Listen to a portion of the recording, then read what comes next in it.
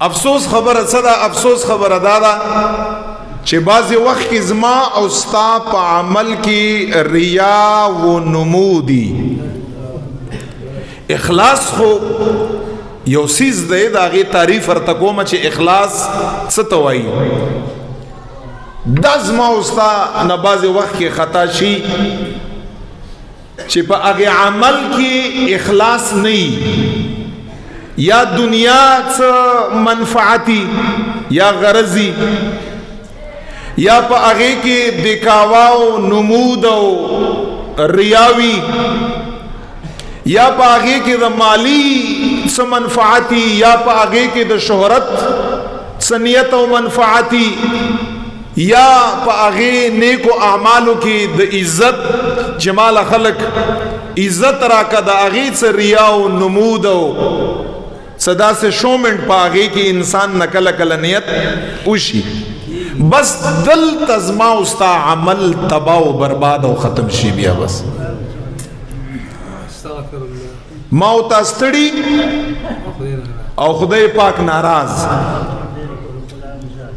وجہ صدا چی ما او تا نکل کل ریا و نمود و نمائش پکی اوشی چی فلان دا اوائی، ما شهرت شي، مال عزت راکا، ما ته دنیا غرض او فائدہ او منفعت ملو شي، ز په خلکو کې نیک شمه، خلکو ته تقوادار ښکاره شمه، د خلکو ځای د رجوع جوړ شمه چې خلک بیا مال راځي.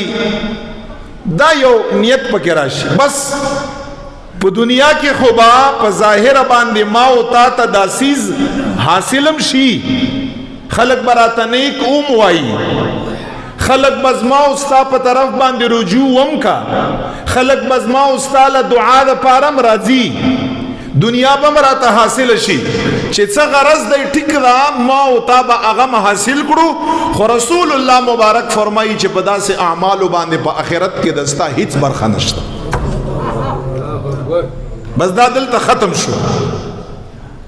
نو دی وجنا چې ځان ستړی کوي او جذبه درکوي د عباداتو، د شپې د قیام، د خیر ښېګړې، د سخاوت، د صدقې، د تلاوت، د ذکر، نیت پکې دا وکړئ چې ربا چې زه چا د پاره ورکوم هغه تی او ته زما په هر حال کې وینې او په ما باندې خبردار یې. بس اخلاص پیدا کړئ په اعمالو کې. قسم دی چې ما او ته زر کال عمر شي او په نیکو اعمالو باندې خپل ځان ستړی کړو، خو چې په دغه نیکو اعمالو کې اخلاص او د الله رضا نه، زر کاله 2000 کاله عبادت چې انسان په ځمکه باندې وکړي الٰه العالمین په نزد باندې د هغې نعوذ بالله هیڅ قیمت نشته. د آیت